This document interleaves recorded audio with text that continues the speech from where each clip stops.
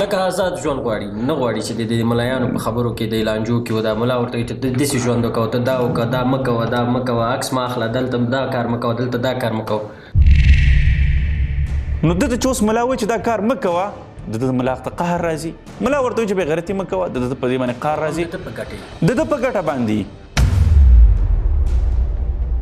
خو نن دا دی سبا د ده اولادونه دي بل سبا د ده لمسیان دي همدقسې دا نسلونه پسې بې حیا کېږي بې حیا کېږي بې حیا کېږي. خبره داسې یو حالت ته رسېږي لکه څنګه چې نن د اروپا ده د ویلنټاین ورځ دا شرم خبره ده د یو بل چا د خور لور سره چې یو سړی ګپ لګوي په ټلیفونونو باندې او په پارکونو کې د چکرې وهي. اسلامي هیوادونو کې دا د بېغیرتۍ خبره وه چې معلم خلک تربیه کوي نسلونه تربیه کوي. په ډمتوب کې زیاته پیسه ده غټه کامیابي ده. په ملایي کې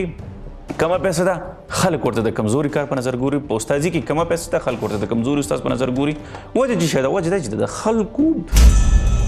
د چې کومه ازادي والا خلک دی دلته د ازادۍ خبرې کوي دوی یو خاص ډیزاین شوی ازادي دوی ته ورکولی کېږي. په دې ایران کې چې دا کمې ښځې مثال له خبرې د حجاب مخالفتونه کوي او حجابونه شکوي او بې احترامي د حجابونو کوي داسې نه ده چې دوی خپل آزاد ژوند تېرول غواړي. نه په دې کتاب کې دا خبره نشته ده د دې خبرې مخالف خبره ده. باید دا ملا دا خبره اصلاح کړي. نه دوی راپاڅېږي او دا خو ټول دین پسې خبرو شروع کړي چې وګوره دین خو ټول داسې دی ټول داسې اوهامو باندې ولاړ دی العیاذ بالله په خرافاتو باندې ولاړ دی العیاذ بالله یا دین خو ټول همداسې خبرې دي او ټول ملیان داسې دي او ټول ملیان بدناموي. ملا کله هم په تا باندې خپل فکر نه تحمیلوي. کله هم تا داسې نه دي ویل چې زما څنګه فکر دی ته باید داسې فکر ولرې. یو ذات یو ښځه چې د کور نه بهر د دې دپاره ووتله چې زه د خلکو شهوات راوپاروم د خلکو توجه تمرکز ترلاسه کوم او باید د خلکو نه دا امید ساتي چې دا ټولنه د بې حیا نه شي. دا کم منطق دی. خو که د ځان دپاره کوې خو په کور کې وکړه او که د خلکو دپاره کوې نو ته به دا ټولنه بیا د ګمراهۍ طرف ته او د فحاشي طرف ته او د بېدینۍ طرف ته نه بوځې. په ډیری اسلامي هیوادونو تاسو چې یادونه وکړه چې سیکولریزم او دا دی په هغه ځای کې سیکولرانو په اوسني تحقیق کې چې وګورئ تر ټولو مفسدترین هیوادونه دي. یعنی په فساد کې تر ټولو ډېر ښکېل هیوادونه دي. که هغه هر فساد کوي خو د دوی مشران چې دي بیا ملایان نه دي همدا سیکولران دي. خو دوی هیڅکله هم دا نیوکه نه کوي چې ښه مثال د پاکستان یا د بل اسلامي هیواد اقتصاد ولې په رکود کې روان دی ولې دوی دومره قرضداره شوي دي ولې دوی دومره نور په فساد کې مثلا یو سل نه پوهېږم دوم که څوم هیواد دی همداسې نور هیوادونه چې سیکولران حاکمان دي او هغوی د هیوادونو هغه ذخایر او هغه لوټ او هغه که الماس دی په افریقا کې الماس و تیل و بلو دا ټول غلا. یعنی یو نګاه نه چې واړی چې سیکولرانو اسلامي هیوادو سره چې دومره خیانت کړی فکر نه کوو چې ملایانو کړی نه دی کړی. یعنی استاد که تاسو وګورئ دغه د الماس په افریقا کې ډېر زیات و که تیل و که ذخایر و که افغانستان کې کم ذخایر و که اسلامي نړۍ کې کم هغه ذخایر و دا چې لوټ شوي دي غلا شوي دي دا هغه غلا شوي دي چې دلته سیکولران حاکمان. دا واقعي خبره ده. که په ټول افریقا کې که هغه مسلمانان دي که غیر مسلمانان دي که تاسو داسې افریقایي هیوادونو ته لاړ شئ چې د هغې حاکمان حال دا چې مسلمانان نه دي ولې سیکولران دي په خپل هغه عقیدهیي که هر عقیده د هغې د خلکو ده هغه عقیده نه لري د همغه ځي کې د خپل د عقیدې د ملایانو خلاف دي ولې تر ټولو خیانت خپل هیواد سره دوی کړی بیا آخر کې دوی ټول تښتېدلي تلي همغه فرانسه او انګلستان او پاریس او واشنګټن او یا نورو هیوادو کې آرام ژوندونه کړي او بچیان یې هلته تعلیمونه کړي. که هغه د هندوستان تاریخ تاسو وګورئ چې بر صغیر کې تاسو مخکې ویل چې هندوستان کې د برطانیې استعمار په وخت کې چې کم حتی کسانو چې د برطانیویانو هغه اسپونه ساتل هغه هم ځان سره بیرته ویوړل. دا واقعي خبره ده. نو دلته فکر نه کوي چې دلته سیکولران ټول ملامت دي. دا واقعي په دې کې هیڅ شک نشته. لکه څنګه چې ما تا ته مخکې ویلې چې په تېرو 1.5 کلونو کې ته وګوره چې د څو هیوادونو بادشاهان ملایانو یا څو هیوادونو وزیران ملایانو اقتصادونو د ملایانو په لاس کې وو فوزونو د ملایانو په لاس کې څو هیوادونو داسې. خو که ملا د استعمار په خلاف باندې جنګ هم کړی دی راپورته شوی هم دی د خپلې مدرسې ځان سره یو څو طلبا کړي دي همدا یې وس رسېده همدونه قوت و همدونه استعداد و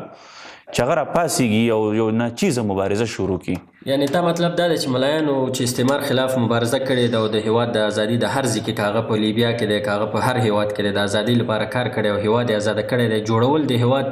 نور د دوی کار نه دی. نو جوړول د هیواد د هغه چا کار دی جوړول د هیواد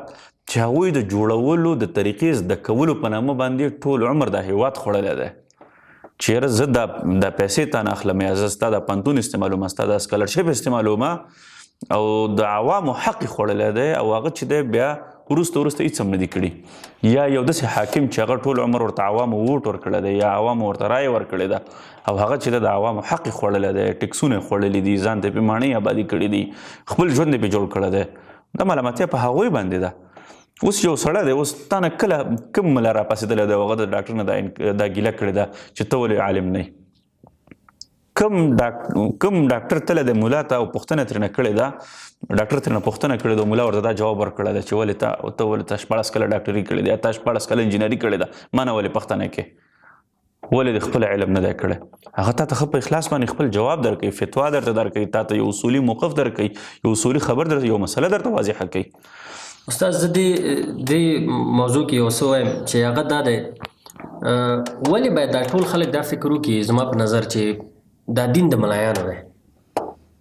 ولې باید ډاکټر دا فکر وکړي چې زه خو باید ډاکټري وایم زما یې د دین سره څه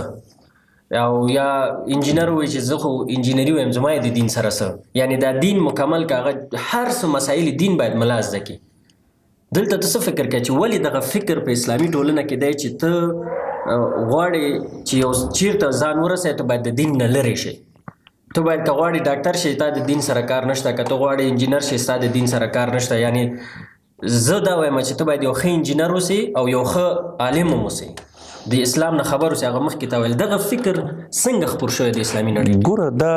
په یو د دې تر شا یو خاص بیکګراوند موجود دی او هغه بیکګراوند دا دی چې زه به تا ته یو مثال درکوم په قونیه د ترکیه یو ښار دی صحیح ده په ترکیه کې ده هلته چې دی مدارس موجود المدرسې موجود وي په سونو مدرسې موجودې وي په زرګونو شاګردانو 15,000 18,000 طلباو په هغې کې سبق ویلي درسونه یې پکې ویل دغه خلکو به چې درسونه وویل فارغه به چې شول نو په هغه وختونو کې هلته یعنې استعمار حاکمو یا استعمار ورته ویلی شي یا مثال د خبرې د اتاتورک دور و د اتاتورک لږ مخکې وختونه و یعنې په هغه ځایونو کې اسلامي حکومت ډېر کمزوری شوی کومو خلکو به چې دیني سبقونه یا درسونه ویل نو هغوی به په مالي امکانات پیدا کولو کې کمزوري و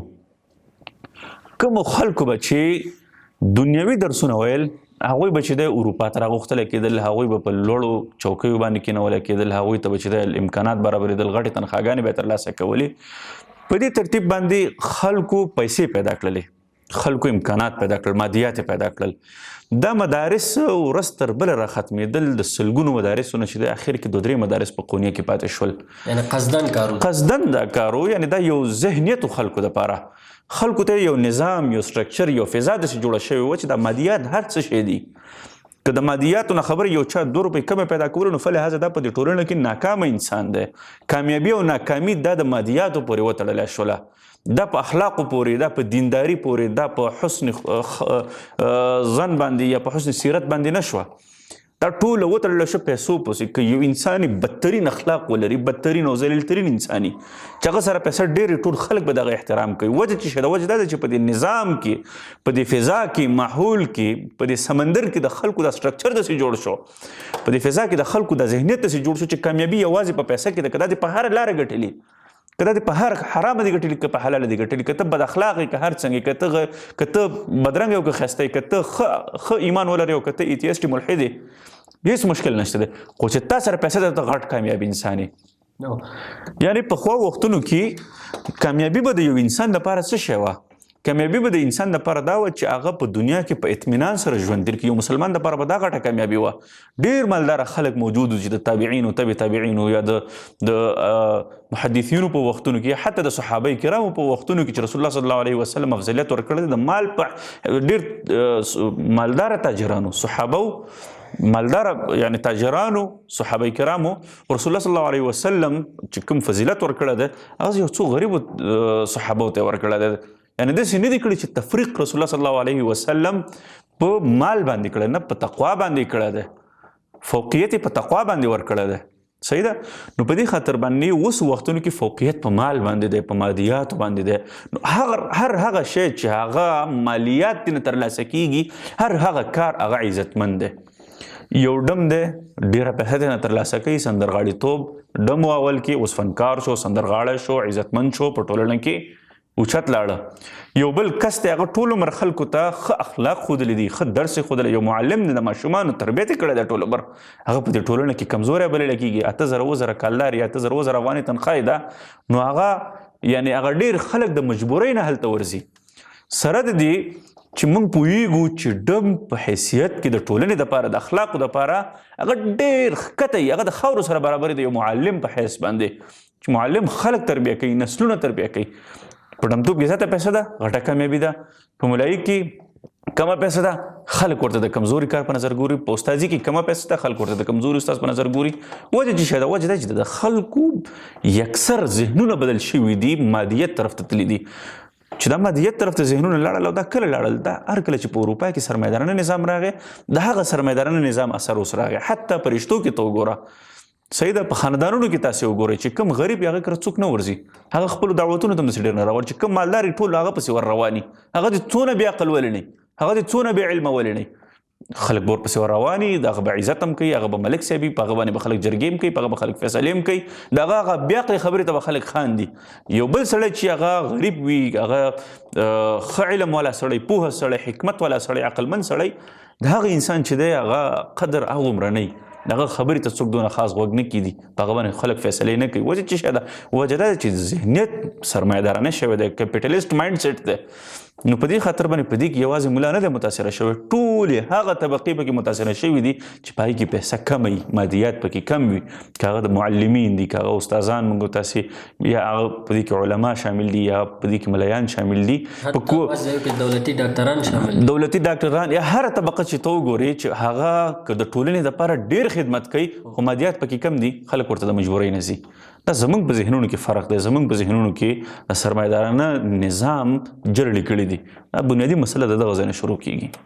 استاد محترم که موږ ته نه اسلامي هیوادونه نه چې ټول نړۍ وګورو په اخلاقي فساد کې تر ټولو ډېرې دوسیې همدا سیکولران لري په رشوت اخیستلو کې په کرپشن کې تر ټولو ډېرې دوسیې همدا سیکولران لري د انسانانو په وژنه کې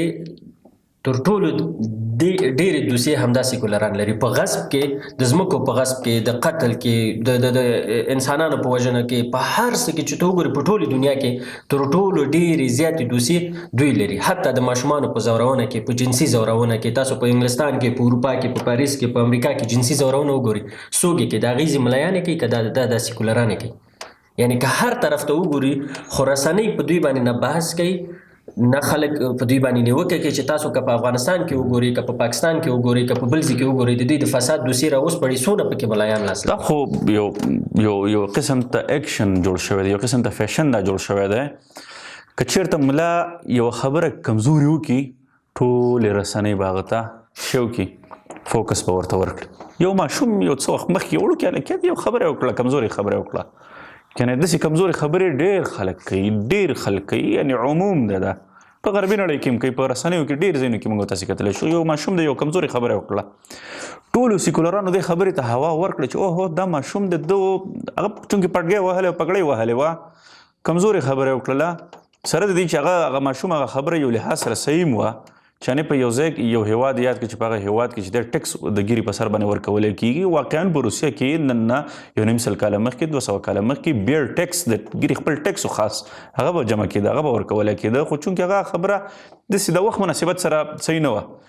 ټول رسنیو هغه ماشوم راواخیستو خلکو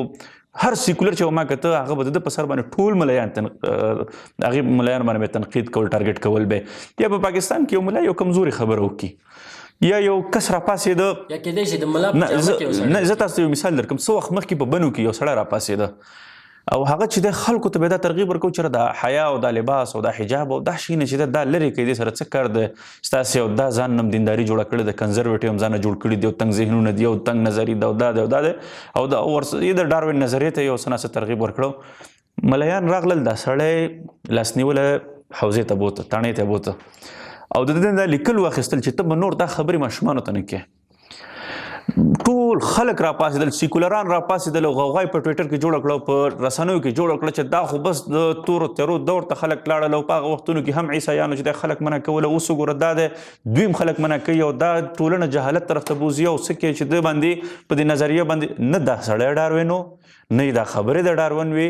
نه دا کار د انسانیت چې د خلک د حیا او د لباس او د حجاب او د دې شیانو نه منع کول چې د ټولنې په اخلاقو باندې ته بندیز لګې د ټولنې په حیادارۍ باندې ته بندیز لګې معنویاتو باندې ته بندیز لګې خلکو ته داسې یو بې حیا تربیت ورکې او د پاسه پیچیده دا سړی بیا د سیکولرانو یو الګو شوه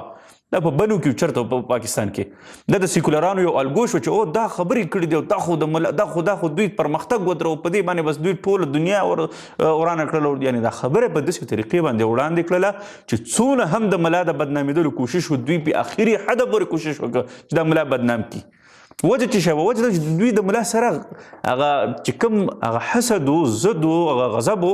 هغه په نورو مسایلو باندې دی هغه د دین په وجه باندې دی خو دوی څه کوي په دې دونه وړو کې څیز کې دوی د اروپا مکمل تاریخ ته تکرار یوه غټه مقدمه ترېنه جوړه کړله چې دا خو د اروپا هغه 400 کاله 500 کاله د عیسیانو هغه د تورو تیارو دور یا میډیول ایجز چې ورته وایي هغه خو دلته تکرار کړله او دا خو ډېر غټ ذاتی وکړه چې یو استاد مې داسې لیکل واخیستل چې زه به نور شاګردانو ته دا خبره نه کوم حال دا چې ملا چې دا ورته ویلي چې ورور ته وایي ستا څه کار دی ته استاد یې په یو شعبه کې ستا کار دی سره دی ته خبرې کوې د نورو سره په حجاب باندې ستا د حجاب سره څه کار دی او بیا ته داسې یو شیز چې هغه د ټولنې معنویات د انسان دپاره د غیرت دپاره تر ټولو مهم څیز هم دا دی د دیندارۍ دپاره ټولو نه مهم څیز هم دا دی ته په هغې باندې بندیز لګې نو تا ته به خود ملاین راپسې کړي درته وایي چې دا کار مه کوه نو په دې خاطر باندې رسنیو یا سیکولرانو هېڅ داسې موقع نه ده پرېښي چې هغه وړه غوندې خبرې راپورته شي یا وړه غوندې خبرې چې هغه په یو طریقې باندې اصلاح کېږي یا یو طریقې باندې د هغې حل راوځي یا په یو طریقې باندې چې د هغې یا علما کرام د هغې خبرې رد کی یا دوی علما کرامو ته رجوع کی یا دوی کتاب ته رجوع کی چې ګوره دا ملا دی دا لګیا دی دا کتاب دی په دې کتاب کې دا خبره نشته ده د دې خبرې مخالف خبره ده باید دا ملا دا خبره اصلاح کړي نه دوی راپاسېږي او دا خو ټول دین پسې خبرو شروع کړي چې ګوره دین خو ټول داسې دی ټول داسې اوهامو باندې ولاړ دی عیاذ بالله په خرافاتو باندې ولاړ دی عیاذ بالله یا دین خو ټول هم داسې خبرې دي او ټول ملیان داسې دي او ټول ملیان بدناموي نو دې ځای کې دوی د دې ماس ډسټرکشن نه کار اخلي مکمله طبقه ختمول غواړي نو دا خپله د میډیا یو خاص قسم فیشن جوړ شوی دی چې ملا پسې خبره وکړه یعنې هغې مشهورېږي په ده باندې راځو ډېری خلک دا وایي چې ملا خپل فکر په خلکو تحمیلوي خلک نه پرېږدي چې هغه فکري ازادي چې دا یو ځوان نه پرېږدي خلک نه پرېږدي چې فکري ازادي ولري دا خپل فکر ولې تحمیلوي فکري ازادي لکه څه شي ته وایي لکه آزاد ژوند غواړي نه غواړي چې د ملایانو په خبرو کې د لانجو کې و دا ملا ورته وایي چې داسې ژوند وکوه ته دا وکړه دا مه کوه دا مه کوه عکس مه اخله دلته دا کار مه کوه دلته دا کار مه کوه دغه شیان ګوره په دې مسله کې سوچ ته اړتیا ده په دې مسله کې وضاحت ته اړتیا ده چې ته پوه شې په ځینو خبرو باندې ملا کله هم په تا باندې خپل فکر نه تحمیلوي کله هم تا ته داسې نه دي ویل چې زما څنګه فکر دی ته باید داسې فکر ولرې کله هم داسې نه دي ویلي چاته چې خامخا به تاسې داسې فکر بلکې تا ته خپل حدود ټاکي چې ته اوس فکري ازادي بې حیایي ته فکري ازادي وایي ویلنټاین ته فکري ازادي وایي ګرل فرینډ او بای فرینډ کلچر ته فکري ازادي وایي یا زنا بالرضا ته فکري ازادي وایي یا داسې یو لباس چې هغه ستا ډیزاین شوی ګوره د ازادي چې په اوسو وختونو کې په اسلامي هیوادونو کې دا ځوانان غواړي د دین ازادي غواړي دا مکمل ازادي نه ده دا یو ډیزاین شوی ازادي ده ګوره دا د ازادي په نوم باندې یو خاص قید دی څنګه خاص قید دی زه تا ته یو مثال درکوم ستا زوی دی او هغه لاړ شي اروپا ته دلته هم تا فکري ازادي هغه ته ورکړې ده چې بچه ته ګرځېږه ته خپل درس وایه ته خپل سبق وایه دا د مصارف شو دا هغه ته ولېږي اروپا ته هغه هلته په شرابو باندې راشي هغه هلته چې دی په زنا بالرضا باندې روږدی شي هغه چې دی هلته په غیر اخلاقي کارونو روږدی شي هغه خپل ویښتان هم ګډوډ جوړ کړي خپله ږیره هم ختمه کړي هر څه ختم کړي خپل دیني شاعر ټول ختم کړي دین پرېږدي دغه زوی چې ستا دلته هم ازادي و هلته هم ازادي ده ولې د ده په دې ازادۍ کې فرق راغی د ده په دې کارونو کې فرق راغی پته درته شته چې ولې راغی پوهېږي وجه چې شی ده وجه دا ده چې هلته د ده ازادي ډیزاین شوه د چې کومه ازادي والا خلک دی دلته د ازادۍ خبرې کوي دوی یو خاص ډیزاین شوی ازادي دوی ته ورکولی کېږي په دې ایران کې چې دا کمې ښځې مثال له خبرې د حجاب مخالفتونه کوي او حجابونه شکوي او بې احترامي د حجابونه کوي داسې نه ده چې دوی خپل آزاد ژوند تېرول غواړي نه بلکې دوی د دې خپلې زندګۍ په څیر باندې یو بله غربي زندګۍ ده چې د هغې زندګۍ تحمیل ازادي په دوی باندې تحمیله شوې ده، یو ډیزاین شوې ازادي دوی ته ورکړل شوې ده. چې ستا مطلب دا دی چې دا یو فکري غلامي ده، یو داسې یو ازادي ده چې په هغې کې یو انسان خپله غلامي نه حس کوي، بلکې انسان فکر کوي چې زه آزاد یم. لکه څنګه چې ما تاته دغه ویلي، لکه زه تاته یو هېواد کې ته ژوند کې، مثال ته هندوستان ته لاړ شي، هلته خلک تریخ خوراک کوي. 10 کاله ته کاله ته تېر کړه، ستا به هم تریخ خوراک خوښېږي. ته چې بیرته افغانستان ته راشي، دلته خوراک کې مرچکې نه وي، خوراک تریخ نه وي، ته به غواړې چې دا خوراک تریخ شي. صحیح ده، داسې ده که نه، د انسان هغه نیچر بدلېږي. هلته هم آزاد وي، دلته هم آزاد یې ته، خو چونکې هلته هغه ماحول، هغه چاپېریال داسې و چې ستا ازادي ډیزاین کړله، ستا ازادي جوړه کړله، بل خیل یې کړله، بل قسم یې کړه، ستا دا فکر یې داسې ترتیب سره جوړ کړو چې یاره دا تریخ خوراک ښیي، ستا دا فکر یې په صاف ډیزاینینګ وکړه. صحیح ده، نو چې کله ستا فکر داسې جوړ شو، نو ته په دواړو حالتونو کې دا فکر کوې چې زه آزاد یم، خو نه، اصل کې ستا ازادي ډیزاین شوي. نو په دې خاطر باندې په اسلامي ټولنو کې ځوانانو ګور په څه حال باندې اخته دي. د ویلنټاین ورځ دا شرم خبره ده، د یو بل چا د خور لور سره چې یو سړی ګپ لګوي په ټلیفونونو باندې او په پارکونو کې د چکرې وهي. اسلامي هیوادونو کې دا د بېغیرتۍ خبره وه، د 1400 کلونو راهیسې زموږ د دیني شاعرو خلاف خبره، د بېغیرتۍ د زلالت خبره ده. خلک راپاسېدل، د ټي وي نه دا شی یاد که، د سیریزونو نه دا شی یاد که، د غرب نه دا شی یاد که، د هغوی ډیزاین شوې ازادي د ده په ذهن کې انسټال شوه. نو ده ته چې اوس ملا وایي چې دا کار مه کوه، د ده ملا ته قهر راځي. ملا ورته وایي چې بېغیرتي مه کوه، د ده په دې باندې قهر راځي، د ده په ګټه باندې. خو نن دا دی، سبا د ده اولادونه دي، بل سبا د ده لمسیان دي، همدقسې دا نسلونه پسې بې حیا کېږي، بې حیا کېږي، بې حیا کېږي. خبره داسې یو حالت ته رسېږي لکه څنګه چې نن د اروپا ده، چې په هغې کې په د 50% نه زیات د خلکو هغه والدین نه معلوم. صحیح ده، هلته ایبارشنز کېږي، هلته چې د طلاقونه څومره حده پورې زیات دي، هلته دا ټارچر څومره زیات دی، ښځې څونه تعذیبېږي، خاندانونه څونه تباه شو، څونه مات شول، څومره خاندانونه ضایع شول. دا کوم طرف ته لاړل؟ دا ټولنه کوم طرف ته لاړل؟ هلته بالکل انډیویجولیزم دی، انفرادیت دی. چې نن دا کارونه دلته په وړه کچه باندې کېږي، د هغه کارونو ابتدا هم د داسې وړې کچې نه شوې ده چې دلته نن کېږي. ملا دې منع کوي چې ګوره دا مه کوه، دا په قرآن کې نشته دی. یا چې دغې باندې وبخښئ استاد چې مشکل راځي، یا د دې خور سره زیاتی کېږي، یا د دې د کورنۍ ستونزې راځي، بیا بیرته همدې عالمانو ته راځي چې زما دا مشکل دی، څنګه یې حل کړم. اوس همدغه مشکل څنګه حل کړم؟ چې ملا ورته چې دا کار مه کوه، دوی چې زما په فکر باندې ستا څه کار دی؟ ښه، ستا څه کار دی چې ته یو 10,000 کیلومتر لرې یو ځای کې ټولنه مسلمانه ټولنه ده، د هغوی په څېر باندې ته سر جوړه، د هغوی په څېر باندې ته لباس کې او بیا ګیله د ملا نه کوې چې په ما خپل فکر تحمیلې. ستا په دې فکر باندې د چا فکر تحمیل شوی دی؟ تا کوم داسې فلسفه نوې کریټ کړې ده دلته چې دا کوم سیکولران دي په اسلامي هیوادونو کې؟ ته ماته یو سیکولر داسې وښایه چې دوی د خپل ځان نه د حکومتدارۍ کومه فلسفه کریټ کړي، جوړه کړي، خو دوی باندې پردۍ فلسفې تحمیلي شوي دي که نه؟ که دوی فریډم هم راوړی د هغې ځای نه راوړی دی، که دوی ټولرنس راوړی دی د هغې ځای نه راوړی دی، که دوی ایکوالټي راوړی دی د هغې ځای نه راوړی ده. دوی چې دا کوم تصورات د رشنلیزم دی، د عقل پرستۍ لري، خو دا ټول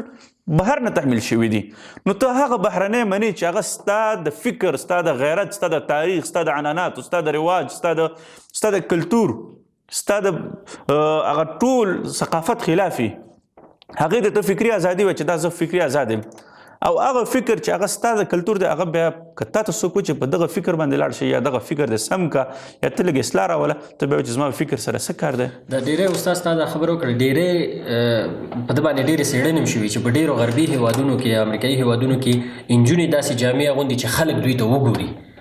دا خپله دوی یو قید کې دي، کله چې خلک دوی ته نه ګوري، ارزښت نه ورکوي، دوی خپله بیا ډپریشن ته ځي چې ما ته ولې خلک نه ګوري، حال دا چې ما دومره یا لوس کالي اغوندي. دا خو واضحه خبره ده. په دې کې لکه مثال د دوی هغه سایکالوجي دا ده چې زه اټینشن ترلاسه کړم، زه د خلکو هغه توجه تمرکز ترلاسه کړم. لکه ما یو څه وخت مخکې په دې باندې یو چا سره خبره کوله، د ښځې چې فیشن کوي، مثال بهر ته ووځي، دا د خپل تسکین دپاره، د خپل ځان دپاره کوي، که د خلکو دپاره کوي؟ که د خپل ځان دپاره کوي، خپله پرې خوشحالېږي، مثال لکه انسان چې ورزش د خپل ځان دپاره کوي، د خپل صحت دپاره کوي، دا خو په کور کې بیا کېدلی شي. په کور کې د جګې سنډلې واچولی شي مثال، یا په کور کې چې دی هر څنګه لباس اچوي د خپل خاوند مخې ته، د خپله کوټه کې مثال هر څنګه فیشن، هر څنګه میک اپونه چې کوي خپل کور کې وکړه، ځکه چې د دې نه ته یو قسم ته اطمینان اخلي، خوند اخلي ترېنه. وی که بالکل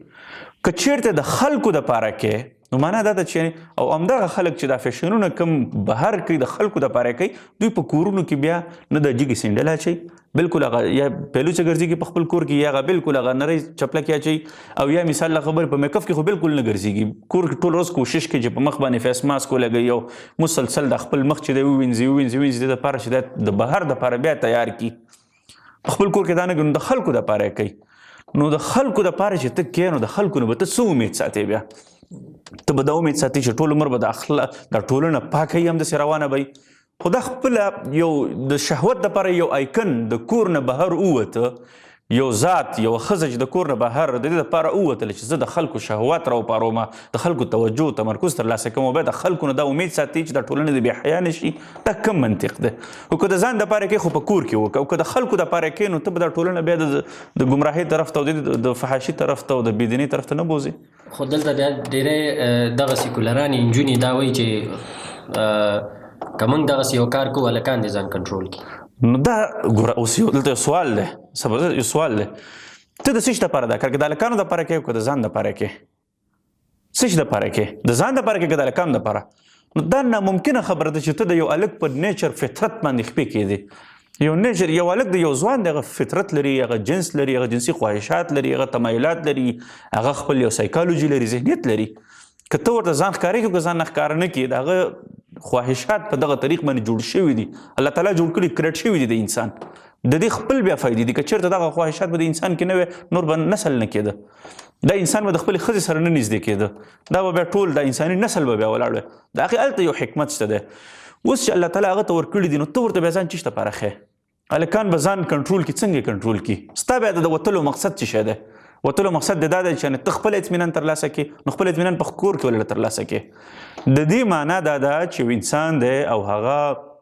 وږی دی، بهر ګرځېږي او بل سړی دی او هغه راځي او هغه درته ډوډۍ مخې ته کوي، ډوډۍ ورته مخې ته کوي بار بار، او مقصد یې دی چې اوس دا سړی د دې ډوډۍ مړۍ وکړي، هدف یې هم دی، په همدې هدف باندې د انسان د ډوډۍ د کور خامخا به هغه چې دی هغه کوي. زه دا نه وایم چې سړي ښه کار کوي، نه، بلکې رسول الله صلی الله علیه وسلم حدیث دی، قرآن کریم آیات دی چې خپل نظرونو حفاظت دا ضرور دی. زه دا نه وایم چې سړي په دې کې ملامت نه دي، خو کم از کم دا بل جهت والا چې و چې زه ازادي یم، زه به د خپل کار سره کار ساتم، ما سره د بل چا څه کاري. سبا به یو سړی هغه به په کوڅه کې رواني کنځا به کوي، کنځاګانې به کوي، پوچته وس یا به لوز ګرځي، ما سره د چا څه کار دی؟ نو بیا به چې دی بیا به دا خلک وایي چې ته خو څونه بد اخلاقه انسان یې، که کار دې نه وي خو ستا د عمل، ستا د کنځاوې، ستا د اواز، دا ځان سره که هر ځای کې ستا د اواز دا ټولنه په لوټېټ دا ټولنه چې دی ماحول خرابوي، ټولنه ګنده کوي. نو په دې خاطر باندې دا یو غلط دلیل دی چې یاره ما سره د چا څه کار دی. صحیح ده، سبا به یو پوډر به خرڅوي چې ما سره د چا څه کار دی، زه پوډر خرڅوم، دلته افین خرڅوم، دلته چرس خرڅوم، ستا خوښېږي نه دي خوښېږي مې اخله، د چا چې خوښېږي هغه دې اخلي. نو ته به څه وایې چې وره دا پوډر دې هسې نه خپله ازادي لمانځي، خپله ازادي دغه کوي، نو بیا پوډرو ته مې اجازت ورکړه که نه، بیا ټولو مخدره موادو ته اجازت ورکړه چې دا ټول قانوني دي. خو په همدې ترتیب باندې چې دا پوډر نن یو سړی په بل چا باندې خرڅ کړي، هغه څکي، هغه سره بل سړی ملګری کېږي، سبا هغه بل سړي سره بل سړی ملګری کېږي، په همدغه ترتیب باندې په دې ټولنه کې د پوډر څکلو، د مخدره موادو استعمالولو دا رواج زیاتېږي، دا کار زیاتېږي. په همدې ترتیب سره ټولنه پوډریان کېږي، نشیان کېږي. صحیح ده. نو په دې خاطر باندې که چېرته د دې سړي د ازادي شته دی، دې سړي ته ازادي شته، خو د ازادي خپله غلطه نشي استعمالولی. اوس د ازادي غلطه استعمالول او صحیح استعمالول، په صحیح طریقې باندې خپل فریډم استعمالول ازادي، او په غلطه طریقه باندې استعمالول، د دې تعین به څوک کوي؟ د دې تعین موږ ته دین کړی دی چې تاسې د خپل ازادي غلطه مه استعمالوئ. ته ازادي لرې، غلامي مه کوه، خو کم از کم د خپل ازادي غلطه مه استعمالوه. خپل لباس کې لږ احتیاط وکړه، ځکه چې دې نه فساد خورېږي. سړي ته وایي چې تم ازادي لري خو تم دا غلطه مه استعمالوه، د خپلې سترګې لږ کنټرول کړه. صحیح ده. نو په همدې ترتیب باندې داسې وخت کې موږ تاسې که چېرته وګورو په غربي ټولنو کې چې دا کوم ازادي انسانانو ته ورکړه شوې ده، نو دا ډیزاین شوې ازادي ده. دې ته د جورج اورویل یو دغه دی، یو ناول دی، تقریبا د هغې نوم دی 1984 1984. د دې ناول په دې ناول کې دا یو دا خبره کوي چې یو سوسایټي ذکر کوي، د یو ټولنه راخیسته ده، یو خیالي یو تصوراتي ټولنه راخیسته ده. په هغه ټولنه کې خلکو ته ازادي ورکړل شوې ده، د ازادي ورته د حکومت د طرف نه معین شوې ده، حدود ورته ورکړل شوي دي. یو ډیزاین شوی ازادي ورته ورکړل شوی او خلک هم په دې کې دا فکر کوي چې زه آزاد یم. نو په همدې ترتیب باندې په دې ټولنو کې یا د سیکولر ټولنو کې یا په اسلامي ټولنو کې چې کوم سیکولران دي دوی ټول عمر د ازادي فکر کوي، خو دوی چې کوم ازادي ترلاسه کړې ده هغه ټول ازادي څه شی ده؟ ډیزاین شوی ازادي ده. ترکیه د اتاتورک نه بعد سیکولریزم خولې ته لاړله. هلته ترکانو خپل